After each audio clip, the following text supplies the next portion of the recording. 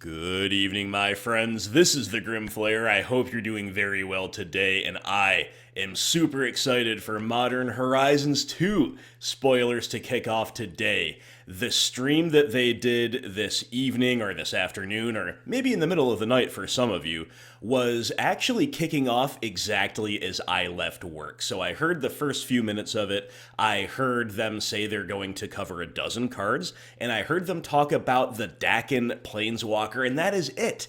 And then I got home, I lost the signal. I got home and said hi to my family, changed my clothes, and I hopped straight on. I also tuned back into the stream, and they were in the Q&A portion of it. So I think all 12 cards are covered. I'm assuming that they are posted to the main Magic Reddit, and I am going to give you my live reactions. The only card I know about is Dakin, and we're going to dive right into it. So thank you very much for watching. Let me know, of course, what you think about all these cards in the comments below. And now let's take a live look at, well, live for me, look at the 12 cards they spoiled from MH2 today.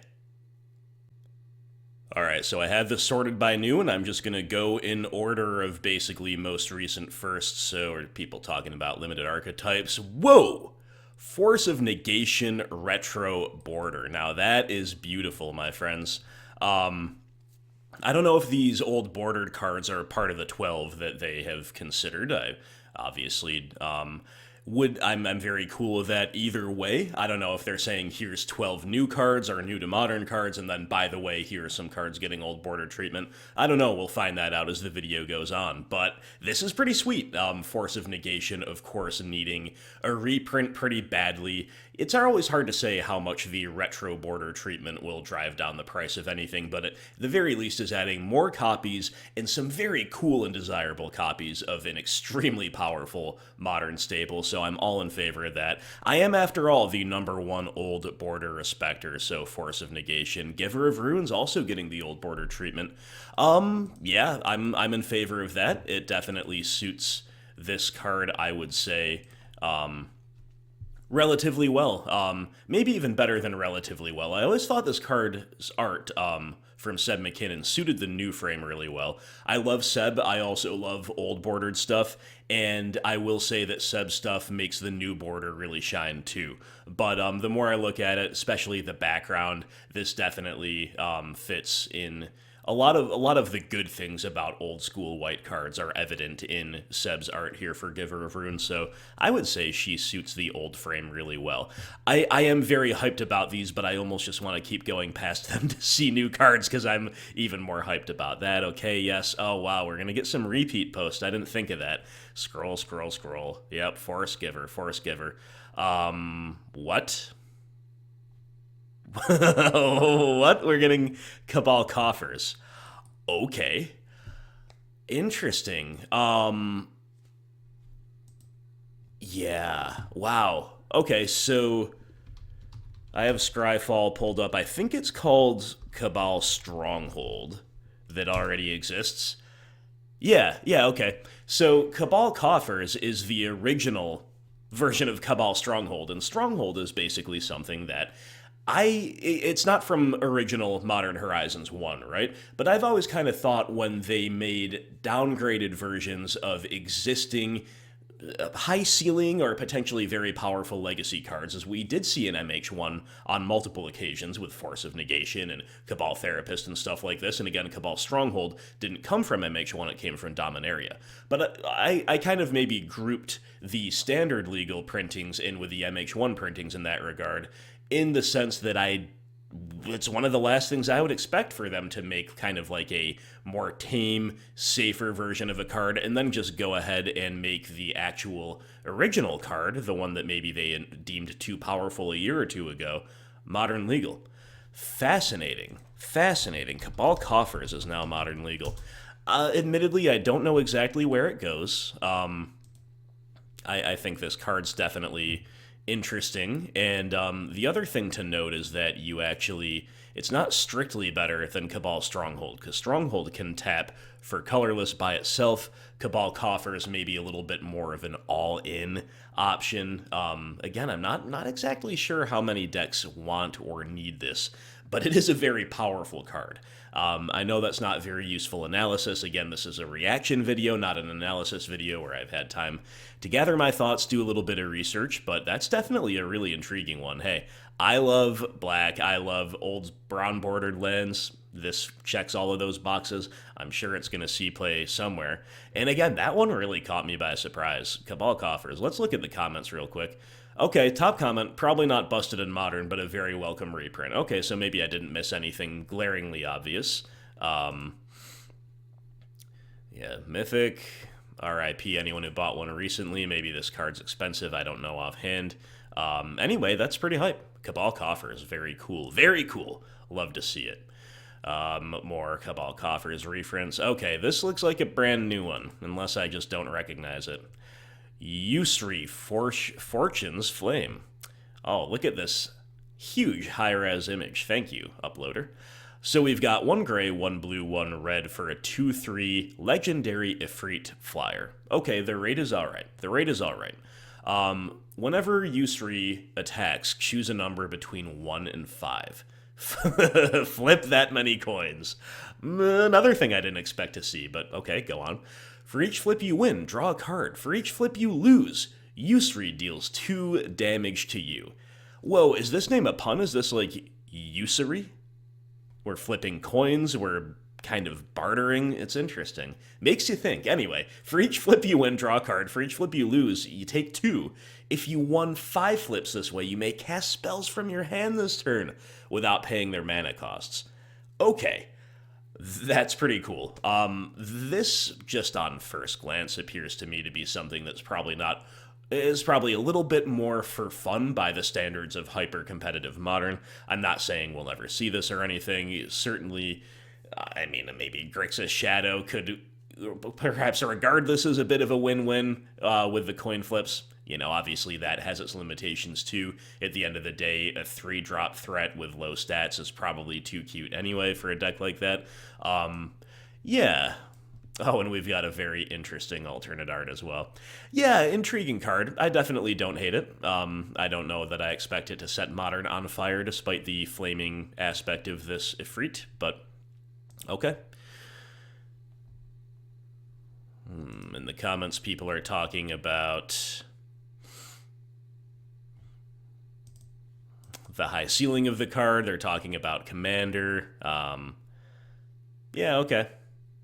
Yeah, mostly people talking about Commander. Fair enough.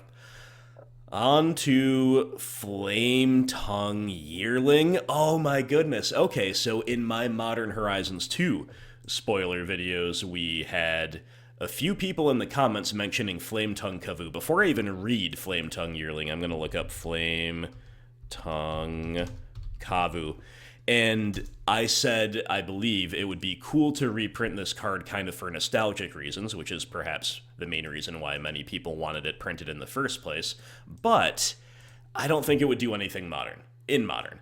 This is a limited bomb. It's a bomb in slower, less powerful formats because you're looking at a 2-for-1, right? It's a Flame Slash ETB on a 4/2. So the body is very aggressive and very respectable, and Flame Slash is a very respectable removal spell. You're dealing 4 damage to target creature. That said, despite those good things, it is still, I think, way too slow for Modern to see much play, if any. So I thought it would be a safe reprint, but it looks like they are going for a variation on Flame Tongue Cavu. Let's see what Flame Tongue Yearling does. So it's double red, so the cost is already more restrictive color-wise. That is interesting. That, without looking at the rest of the card, the fact that they've costed it double red and the fact that they've redone it or made a riff on it makes me think this is going to be more powerful than Flame Tongue Cavu, right? Otherwise, why bother? So it's a creature type Cavu. It's a base 2/1 multi-kicker 2. You may pay an additional 2 generic mana any number of times as you cast this spell. Alright, so you can cast it for 2, for 4, or for 6, realistically. Maybe like Ponza could cast it for 8, or something. Okay. Flame Tongue Yearling enters the battlefield with a +1/+1 counter on it for each time it was kicked. Okay, so let's stop and parse that out. So you're getting a 2/1 for 2, a 3/2 for 4, a 4/3 for 6. Not very exciting, but we are definitely scaling up a little bit as a mana sink. And then when Flametongue Yearling enters a battlefield, okay, I kind of expected this after having read that last line. Whenever it enters a battlefield, it deals damage equal to its power to target creature. Let's break that down. So you're hard casting it for its base, for its base 2, then you are getting a 2/1 for 2. And you are also dealing 2 damage upon ETB. That's actually pretty good. That's actually pretty good. So you're getting a 2/1, you're dealing 2, but it's not a May, right? So you can't just deploy it as a Grizzly Bear style threat if you have nothing better to do or no target. So that's the downside. The upside is pretty good. I'm kind of regarding the upside as it's kind of reminding me of Bone Crusher Giant. Let's look that up, right? So Bone Crusher Giant. It of course reminds me of the Stomp in that you're dealing 2 damage to a creature. Of course, Bone Crusher Giant can go to any target, and it has the damage can't be prevented this turn, but you're also getting a body, right? So I think if you couldn't multi-kick Flametongue Cavu, Bone Crusher Giant would be way better, because you've got the upside of Stomp being able to go anywhere, you've got the upside of beating Auric Champion, and the body is way better in multiple different ways. However, even if that were all Flametongue did, it would still have efficiency on its side, because you're investing a total of 5 mana into Bone Crusher to get that, and only 2 into the Yearling. So Yearling would have efficiency on its side even if it didn't have multi-kicker. Because it has multi-kicker, it continues to have efficiency on its side, right? You're getting a 3/2 deal 3 to a creature, which is a stronger effect than Stomp for removal purposes, and you're only paying 4 total instead of 5. But Bone Crusher has some instant speed aspects to it. It can be broken up across multiple turns. Anyway, that's the first comparison that comes to mind. This card seems decent. It seems pretty decent. I don't know exactly how good it's going to be. I don't necessarily love that we're getting more low curve 2-for-1s that kind of bully small, non-recursive creatures. At the same time, the design of this card is pretty cool as an homage to Cavu. Yeah, it's an interesting one. All right, let's move on. I'm going to take a break here to take a drink, but we're going to continue doing some blind reviews of these MH2 cards. Very exciting. And we're back. Drink secured. More multi-posts of the Flametongue Yearling. Everybody trying to get that karma. Everybody trying to be the first one to post it. All right, a new card. Throsta, Tempest's Roar. Fascinating. Okay, so we've got a 12-drop, 10 generic, 2 green. Right away we know there's some kind of cost reduction involved, and it's a 7/7. And it's a legendary dinosaur. The spell costs 3 generic less to cast for each other spell cast this turn. Okay, so you cast 3 other spells, and you are casting it for 3 itself. Got it. So the first thing that comes to my mind is Storm. Obviously, Tempest's Roar may be an intentional reference there to the Storm type of mechanics or decks. I also have to think of Elves here. We're going Heritage Druid mode and generating lots of mana, casting lots of spells very easily, but admittedly only if you're already doing well. 7/7, I was going to say it's got to have something good. 7/7 Trample Haste, that's pretty good. Trample over Planeswalkers. This creature can deal excess combat damage to the controller of the Planeswalker it's attacking. Okay, interesting. And has hexproof as long as it entered the battlefield this turn. Very, very cool. Yeah, I don't necessarily love hexproof as a mechanic, but hexproof for exactly 1 turn, ensuring that you connect the ability to attack Planeswalkers without quote-unquote wasting your combat step. That is very interesting as well. And ultimately, when you're chaining spells together, are there more powerful payoffs in Modern than this card, especially when it requires double green? I would say yes, outside of maybe, again, that context of Elves at first glance. Even Elves, is this really better than Craterhoof Behemoth? I doubt it at first glance. Let's just look up Craterhoof just to remind everybody what it does, including myself. You do have to make 8 mana for Craterhoof. This thing can, like I said, be cast for 3, so it's definitely got a lower ceiling than Craterhoof, because if you can go wide and then resolve a Craterhoof, you're killing them that turn almost always, whereas here you're only getting a 7/7 Trample Haste with Hexproof that turn. I don't know. It could be kind of cute. Card in elves, you know, just kind of going big where the other elves go wide and surviving things that elves can't survive. But the big problem is that you already have to be kind of elf balling in order to get this. So yeah, I don't know if I see this really lighting Modern on fire right away. You guys let me know what you think, but an interesting one for sure. And let's see what else they've got for us. So oh, now we're getting into some black cards. Okay, Unmarked Grave. Love it already. Love the name already. Unmarked Grave is a sorcery for 1 gray, 1 black. Search your library for a non-legendary card. Put that card into your graveyard. Then shuffle. Okay, so we've got kind of an Entomb style, perhaps a Reanimator card, although it's non-legendary. That's an interesting restriction. It's restricted in a couple different ways. At the same time, this is a very powerful tutor effect.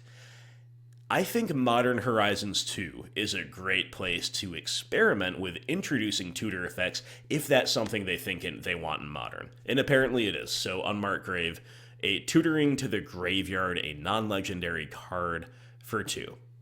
Okay, I definitely could see that having some legs. I also think that it is definitely possible that we get more of a supporting cast for a card like this, or a shell that would use a card like this in this set. Wouldn't doubt it in the least. So Unmarked Grave, yeah, it could be pretty cool. Oh my goodness. We have another black card and it's another tutor? Well, the name says tutor, Profane Tudor. This art is immediately standing out to me. It's from Richard Kane Ferguson. Let's go.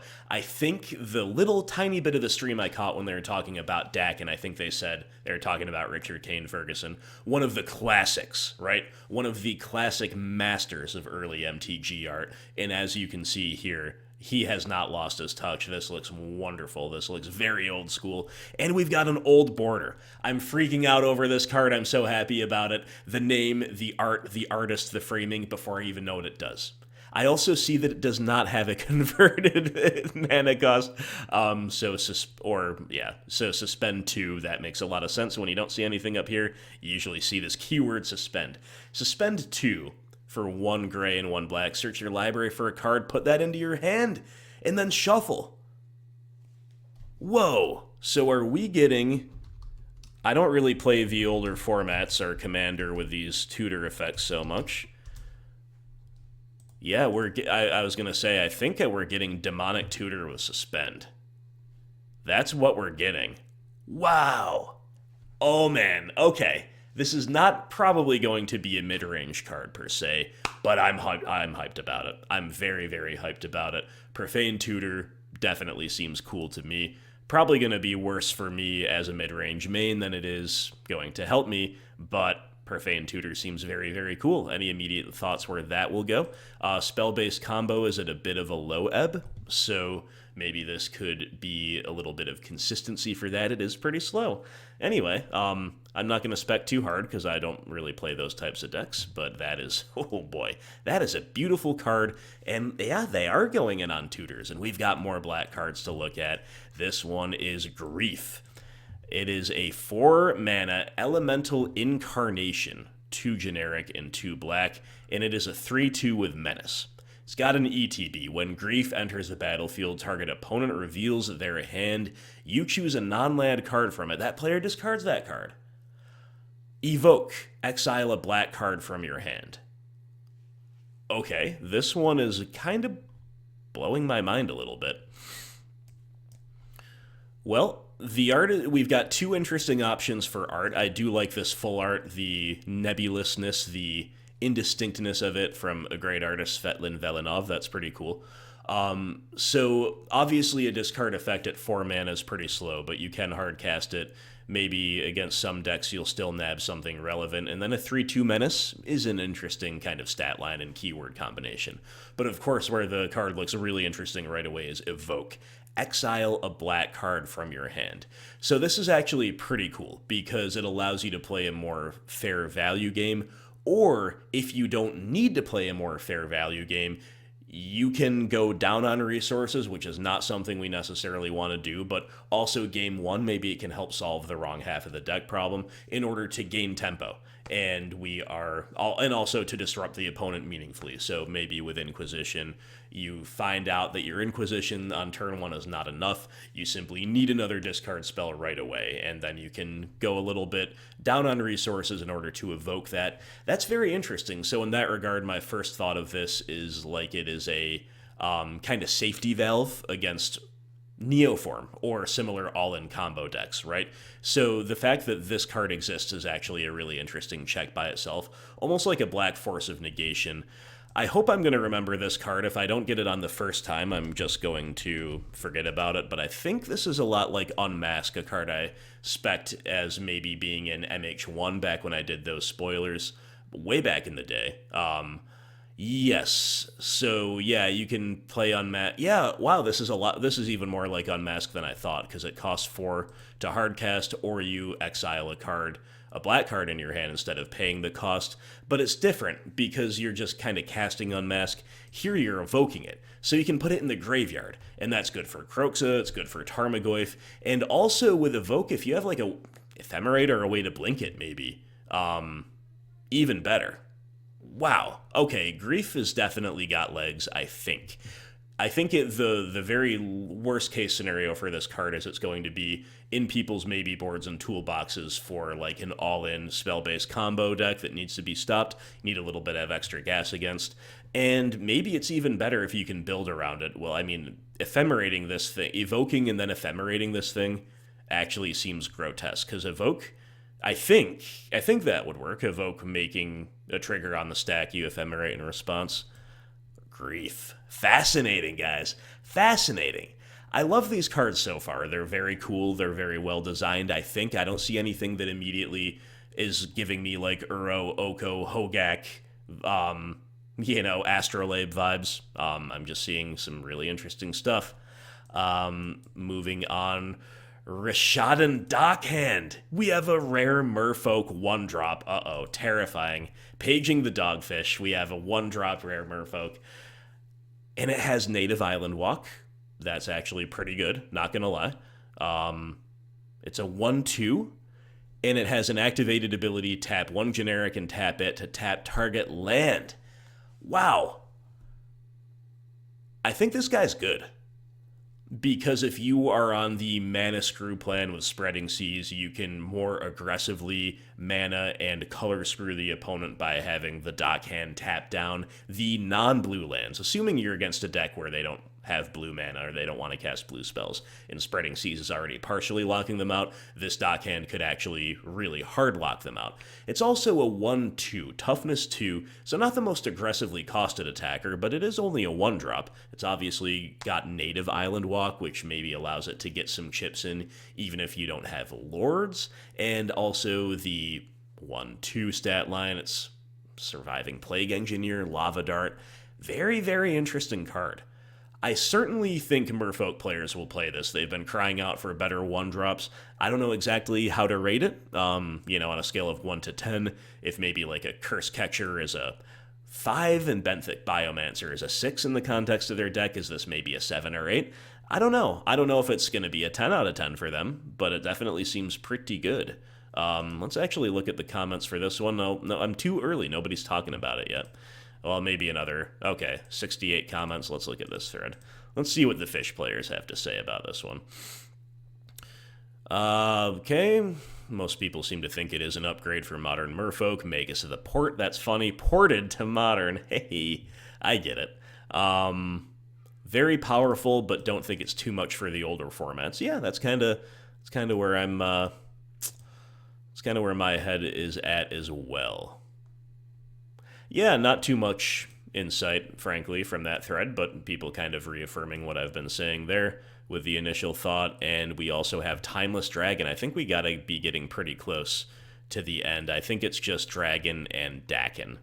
I'm gonna scroll a little bit further down. Yeah, that looks like it all. So we got 2 more cards to go, guys. Thank you so much for hanging out with me as I look at these on the fly. I'm just coming home from work and finding them out right here with you. It's pretty cool. So Timeless Dragon is a 5-drop, 3 generic, double white.